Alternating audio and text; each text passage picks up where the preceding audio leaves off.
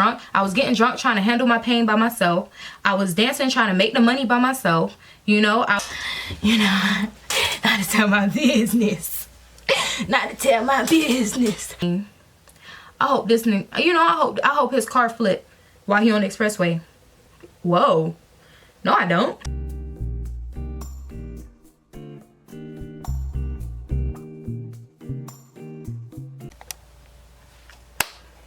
It's a mess. Hold on. I always watch content creators be like, oh, excuse the background. And I'm like, girl, we're not worried about the background. Like, oof. Like, we're here to see you. That's what I would think. But, you know, now I'm in my head thinking about the background. I look so freaking cute. Let's take some pictures. Anyways, hopefully those work. But I wanted to get this video out because, you know, it was weighing heavy on me. I don't really want to give my testimony, but just to encourage people, like, just to encourage my sisters in Christ, because I be seeing this meme. Okay, I don't want to give too much of a backstory. Do I want to give a backstory? I don't want to give a backstory, but basically, I was doing my Bible study today, and it's like, I'm reading in songs, whatever. I'm reading in songs, and I'm like in the beginning, like I just finished the first book today, and it's a lot about vindication and the Lord like delivering you before your enemies. And I'm like, you know what, let me make a video on that, because the situation I'm in is kind of, you know, not to tell my business. Not to tell my business. But not to tell my business, but like, yeah.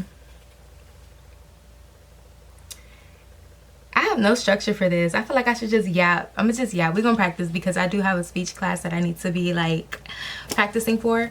But yeah, let's get into it. So basically, before I came into Christ, before I started my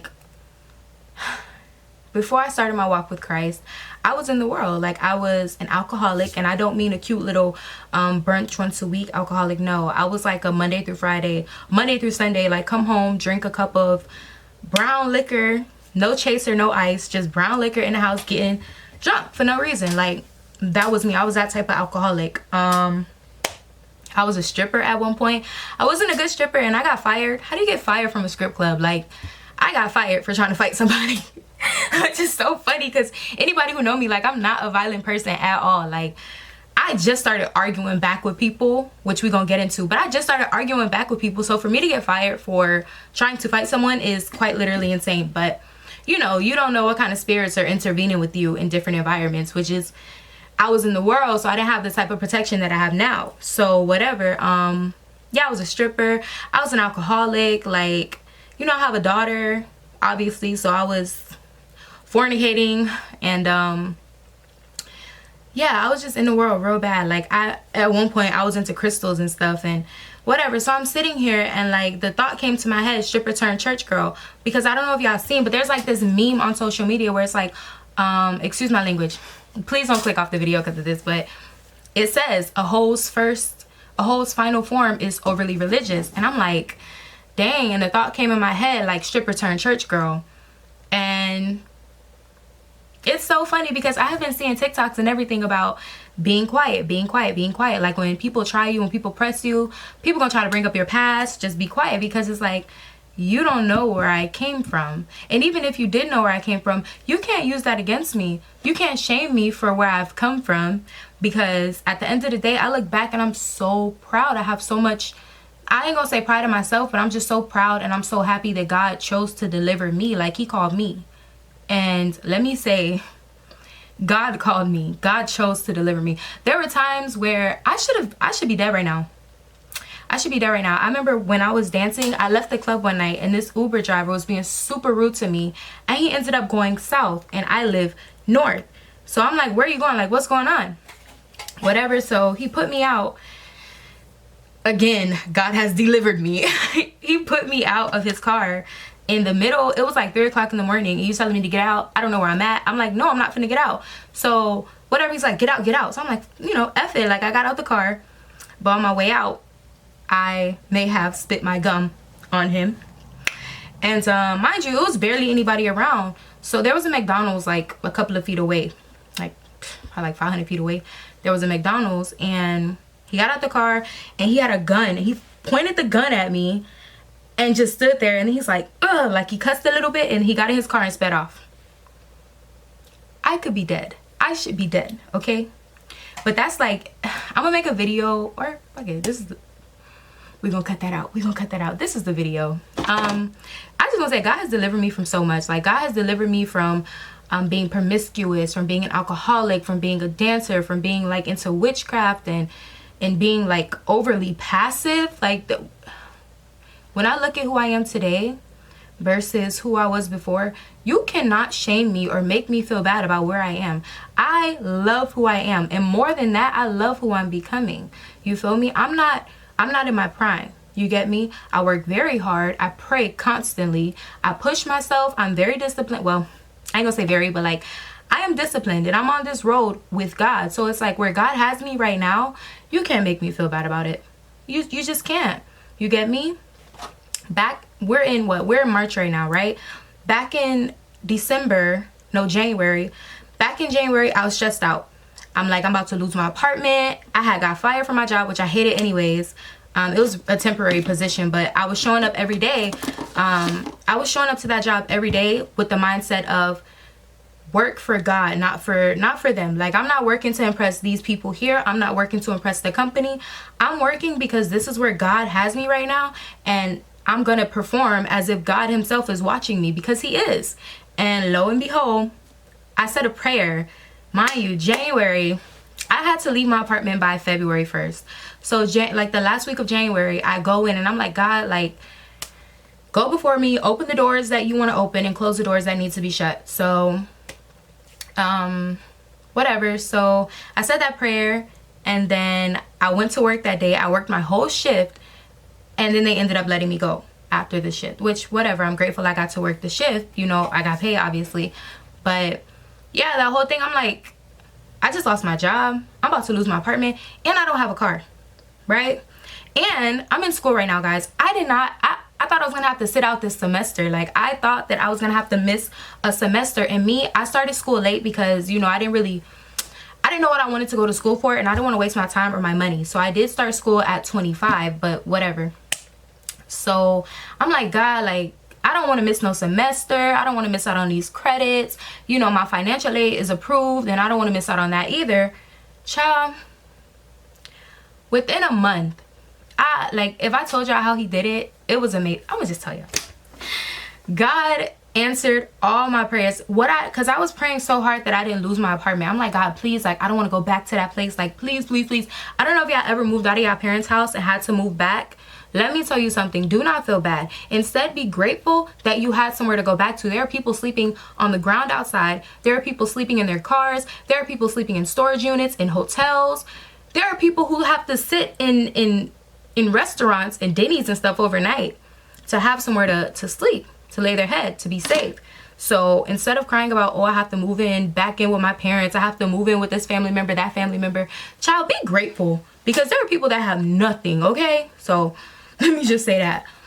But anyways, the whole January, I'm like, God, please, like, I don't want to lose my place. I don't want to lose my place. So finally, I surrendered, and I said, Lord, have your way. Like, have your way. You know, if I have to cry about it, whatever has to happen, just have your way. Like, I truly surrendered. And after that, God started speaking things to me. He started giving me instruction. And the things that he was telling me to do, bro, it had nothing to do with what I needed. You get me? Like, down to my camera. I bought a camera 2 years ago. I had it for a month. I prayed about it. I'm like, God, can I get this camera? God literally told me no, not yet. And I was like, you know what? I got the money. I'm going to buy the camera anyway. So I bought the camera, and I had it for like 4 months. And then the camera got stolen out of my car, which is nothing like that has ever happened in this neighborhood. But whatever. God literally told me no, and I went against him. Let me clear this off a little bit. Let me clear this off. Whew. We good? Yes, there we go. So yeah, God literally told me no, I couldn't get the camera. I still went and bought the camera anyways, and what happened? It got stolen. So, you know, I've been praying, I want this, I want that, little things that really shouldn't matter, but it matters to me, and I wanted it. So I'm praying. I'm like, God, like, you know, I want this, this, this, and that. And it wasn't until I said, you know what, have your way, like, do what you need to do as you please. It wasn't until that moment that he like started opening these doors. And it was so unexpected because, like, yes, I wanted the things that he was giving me. I wanted the things that he was instructing me to buy, and I wanted the things that he was instructing me to do. But at the same time, I'm like, you know, we got bigger fish to fry. I'm about to lose my apartment and you telling me to buy this and buy that. Thank God I did, though, because, you know, I'm gonna just say this. I made a little vision board. I made a big vision board for 2025, and then I made like a cute little vision board for the things that God told me, you know, because I was praying for a certain camera. I was praying for a Sony ZV-E10, and literally while praying, God's like, you're gonna get a Canon. And I'm like, okay, you know, if that's what you got for me, fine. You know, I surrendered. I stopped praying for the things that were in my will, and I started praying for the things that were in his will for me. I started praying for the things that he wanted to give me, and I'm so happy. Like, I got my little Canon, and I love it. I love it. It's so beginner friendly. The ZV-E10 is still, it's cute, but you know, I would have had to buy the lens and whatever, and it's more expensive. And this camera, I got it for a really good price. And the way I got it is so crazy. Like, I was at the other job. I'm literally like, I don't understand why God had me at this place. I'm at the other job that I said, you know, I hate it, but I was showing up anyways because it's where God wanted me. And I was talking to a coworker, and I'm just randomly, I'm like, I want a camera, you know? And she's like, oh my God, that's so crazy because I have this camera in my closet that I don't use. And I'm like, you know, give it to me. Yes, give it to me. But the camera that she gave me, it was a very expensive and professional camera. It was a Nikon. Don't make me lie to you. Don't make me lie to you. I forgot. But I ended up selling the camera for $1,000, and I bought the camera that I want for $400 because I didn't want no, you know, big fancy camera. I didn't know how to work the camera. Like, I was at home trying to play with it, and before I even got the camera, like, God had gave me a word about planting seeds, and you know how he'll give you the seed and how you would have to put in work to get what you want. So yeah, I ended up getting the camera, selling it, and then buying a cheaper camera that I want and that I know how to use. And during this whole time, I'm like, God, like, this money could go towards what I want, but God had told me it's done. Like, I guess it was just time for me to get out of that place. So whatever, I ended up moving back with family. And I say family loosely, of course, but I ended up moving back with family. And you know, in the beginning, I'm like heartbroken because I really, really, really did not want to come back. I wanted to stay in my place. So I'm heartbroken. I'm going through it. I backslid. I'm gonna be honest with y'all. I backslid. Like, I drank a little bit, but not too much. Like, I was super diluting my drinks. I wasn't getting like drunk. You feel me? I was just rebelling out of anger, I guess, which maybe was a test, but whatever. God forgave me. We worked through that. So yeah. But so yeah, I moved back, and through it all, God has been just teaching me so much. And back to like the main point is that you cannot make me feel bad about where I am, because God has his hand on me. And I'm not the type to gloat and say, oh, I got this, I got that. Like, I'm not the type to like show off what I have. Nobody knew what I had going on. Nobody knows what I have going on until I just pop out with it. Like, I seen this video of, it was a joke of like this white girl saying, hey, how did these engagement photos look? I shouldn't have said that. It don't matter that she was white, but she was joking. She was with her friend. She's like, how did these engagement photos look? And the friends were like, wait, are you engaged? And she's like, oh yeah, this is Mark. We've been dating for like 2 years. That's the type of time that I'm on. Like, people don't know what I got going on unless they walk in on me, you feel me? Or when I pop out with it. Nobody knows, because I'm not the type to look at me. Like, that's not me. That's never been me. For a big part of that is because I've always had anxiety. But you know, as I get older, it's like, I noticed when I did tell close relatives and friends what I have going on, it ended up not going the way I wanted to. So yeah, people don't know until I pop out. And honestly, moving in silence is key. Like, God literally told me months ago, like 2 months ago, he told me, this is a season of silence. And what did he say? God, what did you say? He said, this is a season of silence and I think patience. Maybe patience. I don't remember the second one. Oh my goodness. it'll come to me. But for sure, he said this is a season of silence. So like everything that I've been working on, if it didn't involve you or if I didn't need your help with it, and I prayed heavily before saying anything to anybody, any decision that I would make, I prayed about it. And you know, if it didn't involve you, I'm not gonna say anything. You're just gonna have to wait till I pop out. You feel me? So yeah, basically I moved out February 1st. February had 28 days. From the beginning of February until the end of February, I ended up getting 7 things that I had prayed for. Prayed, been praying for months. 7 things, right? A couple of those things were I got a new car, no payments, beautiful. It's a Kia Soul. It's a hamster car. Don't laugh at me. It's a hamster car. And that's another thing. When I was praying about what kind of car I wanted, I said I wanted a Nissan Altima because I had an Altima before and it was like my favorite car. And yeah, I wanted another Nissan Altima, but God told me like, nah, you gonna get a Kia Soul. And I'm like, a Kia Soul? Like, I don't even like, you know, in the beginning, I'm like, I don't even like these cars. Like they're, you know, I would prefer a little Nissan. And to be honest, I went through a period where I'm ready to cut everybody off. So I said like, I want a 2-door Nissan. I want a little 2-door Nissan. Ain't nobody finna be in my car. I ain't picking nobody up. I'm not dropping nobody off. Ain't nobody gonna be in my car but me and my daughter. Give me a little 2-door. But God's like, nah, you're gonna get a Kia Soul. And I'm like, okay, fine, whatever. So ended up buying my Kia Soul. And I got it for such a good price, y'all. I got it for such a good price. Like, I had to fix a couple of things on it, but baby, I love my car. I look at it, I be looking at it when I come out the store, I be like, oh my soul. Like, oh my goodness. But you know, I'm just like, God, like, wow, every time I crank up the car, I'm like, God, you have done it. You have done it. Like, you have really done it. You have done everything that you said you was gonna do. And all it took was me surrendering, right? Now that's part 1. I went off on a tangent about how good God been. Because God has been good. And that don't even scratch the surface of the blessings that he is laying before me. Like, before I moved out of my apartment, God told me that I would have what I needed. And of course, I was equating that to I would have what I need in a sense of like, I would have the money that I need to keep my apartment. But God wanted me up out there. So God wanted me up out of there. Okay? God wanted me up out of there. So you got to go ahead. Bye. So I had to go. And yeah. But when I look back, he was like, his word is true and he is faithful. I've had everything that I needed. I've lacked nothing. I've lacked nothing. Like, I've lacked nothing. The only time I struggled since I moved out is when I kind of let my emotions get in the way of what's going on. But then I had to come back to like, God got me. Like, God got me here because he need me here. You feel me? And it's not until after he does his big one that I'm like, oh, that's why you needed me there. So I have a theory about why he has me where I am, but I ain't gonna share that until like it comes to pass or until it's all over, because then I'll know for sure.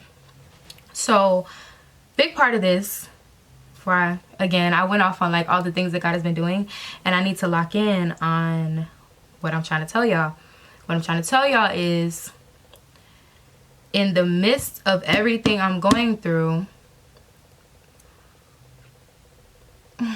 because I don't even want to be too like boastful or be too like, oh yeah, I got haters, da da da. But let's be honest. There are people who, there's been drama. That's how we gonna say it. There's been drama, and it's just like, the devil is poking at me. Like, the devil wants me to react, because I like to argue now. I spend a lot of time being quiet and not saying nothing, but now I like to argue. Like, ever since God removed that spirit, hold on. Yeah, like I was saying, ever since God removed that spirit of fear off of me, I like arguing. And you know, that's another thing God had to show me. That's another thing God delivered me from. God delivered me from people pleasing and being too nice. And he delivered me from it just to pull me back into it, because I guess the intent mattered. Like, before, I think I was people pleasing because I was afraid. You know, I was afraid to say no. I was afraid of conflict. I was afraid of like things getting out of hand, because I grew up in a very chaotic environment where things were either good or they were really bad. I don't think there was an in between. They were good or they were really bad. So it's like, you know, it kind of, I don't know, I'm not a therapist, I'm not like a psychiatrist, but that, it travels into your adulthood. So, you know, like, God had to deliver me from that and like remind me, be not afraid. Like, you don't got nothing to fear but me, because I'm going to vindicate you, which is what I'm going to get into right now. Is there has been drama. So now me, I like to argue. I'm gonna say it. If I hear something funny, I'm like, huh? What she did? What she said? Like, that's just me. But again, God is delivering me from that. God is now teaching me to zip it and let him handle it. Zip it and let him handle it. The Lord said that I will prepare a table for you in the presence of your enemies. That means I don't have to go and say, oh, I got this going on, that going on. I don't have to justify where I'm at. I don't have to justify what I got going on. I don't have to justify where I come from. That's between me and God. So, which is why I started the video with, nobody can say, oh, a stripper turned church girl. Yeah, a stripper turned church girl. Just like a killer of Christians turned, what was he? Turned to an apostle. Just like a virgin turned pregnant into a mother. Just like a carpenter's son turned into like literally the king of everything, the king of kings. You feel me? So yes, stripper turned church girl. Yes, I did that. Yes, I was there, but look where I'm at now. You feel me? Look where I'm at now. God did so much work with me interpersonally, and it's just like those lucky enough to know me, because I'm very preserved, excuse me. I'm very preserved. So those lucky enough to know me, they know, and they're proud of me, and they tell me constantly, like, I'm proud of you. Look at you. Look at Kayla. You feel me? Of all people, anybody who knew me to who I am now, like, come on. You can't look at my transition and tell me God is not real. Because I love my sin. I love living in my sin. You think I didn't like getting drunk all the time? You think I didn't like having sex? You think I didn't like, you know, listening to provocative music and shaking my love, you know? But what came with it, I didn't like. I had no peace. I was depressed. I hated myself. And a big part of why I hated myself is because I didn't know myself. I didn't know who I was. So I shapeshifted into who I thought I needed to be, depending on the room I was in. That was never me. The person that I am now, I always knew that I was her. I knew that I was this person, but I didn't know how to access this person. I didn't know how to get to this person until God. Like, I read the self-help books. I read, you know, 48 Laws of Power and Rich Dad Poor Dad I listen to sometimes. I watched all the podcasts, The Subtle Art of Not Giving a F, and those things helped. But when it came to putting what I learned in action, nothing helped but the Holy Bible and God. My daddy. That's the only thing that helped me in the end. But I keep going off on tangents and like losing the plot. Let me get back to it. The plot is, people will talk, okay? People will talk. But a few things that I have to remind myself is, for one, God knows where he brought me from. And more than that, he knows where I'm going. I don't know where God's taking me, but I trust in God. And I know God is going to do his big one. Because he's already doing his big one. He's already doing his big one. And it's just like, I don't want to talk too much on it because, you know, like I said, I don't want to speak on it until it comes to pass. But I trust in God, and that's it. That's literally it. I trust in God. I'm obedient, and I'm seeking his face daily. There's not a day that goes by that I don't pray, read the Bible, listen to some type of podcast. Like, God is in my daily life. You get me? So I know I'm seeking his face every day. I'm being obedient, and I'm trying to live righteously. Like, I'm at his feet constantly. The story in the Bible of Mary and her sister, I forgot her sister, Mary and Martha, where I think Mary was at the feet of Jesus and Martha was, you know, in the kitchen doing all this work, That is a lesson in itself, because you could be Martha and you could be trying to make stuff shake for yourself. It's not gonna work, you know? Before, I was Martha. That's why I was dancing. That's why I was getting drunk. I was getting drunk trying to handle my pain by myself. I was dancing trying to make the money by myself. You know, I was wilding out, trying to find peace, trying to make peace for myself. When literally all I had to do was be at the feet of Jesus. And literally everything I tried to do before, all I had to do was be at the feet of Jesus. And he will make your path straight, baby. And that's exactly what he did. So it's like, yes, I did that. And you would do it too for a check. No, I'm just playing. But I did that. And you can't make me feel bad about it. Like, I look back and I'm so happy. I'm so elated. Like, I'm full of joy. Like, I'm rejoicing. I'm like, God, wow. You really did that? Like, you brought me from that? You brought Kayla out of that? Not Crystal K, not Sage. Like, that's where you brought me from? You can't make me feel bad. Second, people, oh, here we go. Second, we're not at war with flesh. So I try not to get, like, people, it's annoying. Yes, it's very annoying. You're not gonna tell me you hear people keying and saying little slick stuff and you don't get irritated, especially when you want to, like, what? But God is like, hey, let me do it, you know?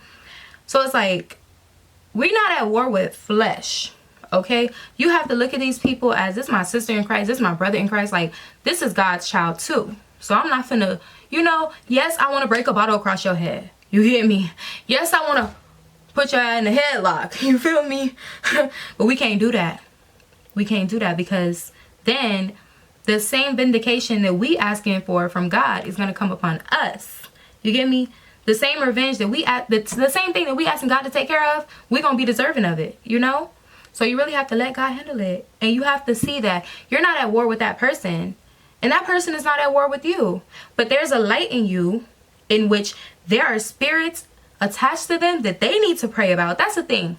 Even before Christ, I've never, well, I ain't gonna say never, because when I was a child, like, I did childish things. But then I grew up. So, no shade. I never externalized the things that I felt inside. So, did I battle with jealousy? Yes. Did I externalize that jealousy? Did I try to break other people down because I felt jealous of the things that they had? No. I went inside and I said, dang, well, why do I feel this way? You know, let me fix the things in me that got me feeling this way. You know, that way I can, like, approach this person with love and open arms. And that's what I did. I've always been like that. Even before I came to Christ, I ain't gonna, you know, take the glory, because the glory is the Lord's. And at the end of the day, he put that seal on me. You know, he put that bow on me. He put that final touch on me. So I've always been the type that's like, let me go inside and see what I need to fix in myself. But everybody not like that. You see? So a lot of people, they have war within themselves. And they can't help but externalize that, but, like, push that on you, project that onto you. So you don't even got beef with me, you got beef with yourself. So you're not even mad at me for real. Them demons in your head got you mad. That's another thing. You need to learn how to talk back to the things that are talking to you. Every thought is not my own. Every thought, I refuse to believe that every thought is my own, because I know how I feel, but sometimes I'll have thoughts and it's like, wait a minute, that's not true. That's not true. You got to start speaking the truth back to those thoughts. And you have to start rebuking those thoughts, because the enemy can place thoughts in your mind. He is a snake. He is a Slytherin. He is a liar. The devil is a liar, and he will put these thoughts in your head. And you have to rebuke these thoughts, because it's not you. It is not you. You are not thinking these things. You don't feel this way. How do you feel? Are you really mad about it? Or is the enemy telling you to be mad about it? You feel me? So, yeah, that's another thing I had to learn is, we are not at war with flesh, but with spirit. So when I feel negative, when I feel heavy, when I feel angry, first of all, I rebuke the thoughts that come with it. You know, if I'm thinking about, oh, dang, I hope this, you know, I hope his car flipped while he on the expressway. Whoa. No, I don't. I don't wish death on nobody. What? Especially a person I love. I love this person. I don't want nothing to happen to him. Hello? That's not me. That's the enemy. You got to start rebuking these thoughts. Second, go to God. God, listen. Look, Papa. You got to talk to him. Because God is my father. So I got to talk to him. Look, Papa. I'm upset. This person did this. They said that. And, you know, you want me to walk a certain way. And I'm trying to. But, God, you better get him. Not better, but, like, God, please get him. If I do. Get him if I do, God. You know, we're not at war with flesh. Okay? We're at war with the enemy and his little friends. His little friends who are in the heads of those people beefing with you. And just like those thoughts are in your head, it's probably in their head. But they don't know that they need to go to the feet of the Father. So they're projecting how they feel onto you. And you are projecting how you feel onto the Lord. And that is why they get handled and you are living at peace. Me, I am living at peace and they're being handled, because I like video ended. Dang, I'm going to have a lot of editing to do. This is like an hour of footage. But anyways, so yes. That's number 2, is that we are not at war with flesh, but we're at war with spirits. And people don't know how to handle the things that they feel, so they try to project them onto you. Yeah. Number 3, and this is the last thing I'm going to say, and then we're going to wrap it up. And this might not even be true. This might not even be biblical. I think what's really true is the fact that we are not at war with flesh, but with the enemy. So I don't even know if I want to say this point, This might be like my carnal self talking. I'm gonna say it, and if I don't agree while I'm editing, or if God convict me, I'm gonna edit it out. But people not gonna, they don't care about you if you got motion. Huh? I don't care about nobody. Well, I ain't gonna say that. Like, that's carnal. That is carnal. I can't even say that. Like, but people not beefing with you because you don't have motion. People not beefing with you. If somebody don't like you for no reason, it's a reason. Okay? It's a reason. Again, people don't know how to handle jealousy. They don't know how to manage it. They don't know how to go inside and say, wait, let me fix this within myself before I start trying to put it on somebody else. Let me pray about this. Let me pray this thing up off me before I try to act on somebody else. That's it. You know what? I ain't even gonna say what I was gonna say. What I was gonna say is that they hating on you because you got motion. That's what I was gonna say. They hating on you because you got motion. But no, it's not even that, because it's not them. It's not that person. That's like looking at it from a carnal view. See, when you know God and you know the spirit world, you understand that things are a little bit different for us.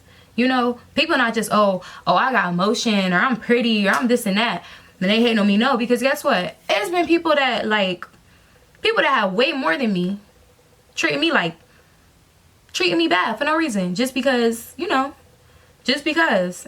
Me, I chop it down to, I got that God in me. I got that light, you know. I got that spirit on me, and you got a spirit on you. Not the same spirit, different spirit. I don't know what spirit you got. But anyways, yeah, that's the carnal that's the carnal me. Like, that don't even sit, even saying it don't sit right with my spirit. Oh, they hating on me because I'm this and that. No, it's not that, baby. They just have spirits that they don't know how to deal with. And if you thinking like that, you probably got spirits that you need to deal with as well. You feel me? Because we're all just people on this planet. We're all just people floating on this ball. Okay? That's it. So if you over here talking about, oh, they hating on me because I'm big. They hating on me because I'm, No, baby. Take it to God. Take it to God. Nobody's hating on you because you have money, because we can all make money. Nobody's hating on you because you're pretty, because, you know, everybody can be pretty, I think. It's 2025, nigga. You don't like something about yourself, you can go shoot it up. I don't know. Wigs, like makeup, everybody can be pretty. Like, I just, you know, I don't know if I believe that. Even the whole, oh, they're mad because you have light. Yeah, that light is God. So it would still go back to, they're mad. They're not mad. Their spirit is mad. They have things on their spirit that is upset. And you need to know how to pray those things away. Again, not to boast, but to give a little bit of advice. Pray for the people who are coming against you. If they don't know how to pray for themselves, and if you are truly a child of God, pray for the people who are coming against you. Okay?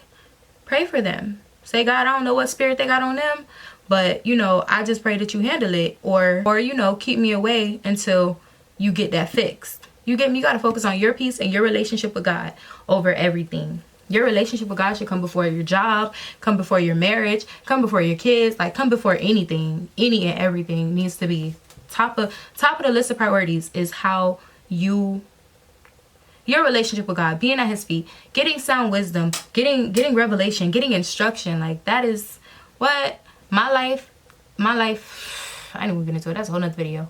My girls, stay prayed up, okay? Stay prayed up. That's it. You can't take offense to everything because you're not fighting with people. Be obedient. Stay at his feet, okay? And know that he vindicates. He vindicates. I ain't gonna put no scripture in. I might put some scripture in this. I ain't gonna get my Bible, but I ain't gonna go get my Bible. But stay prayed up.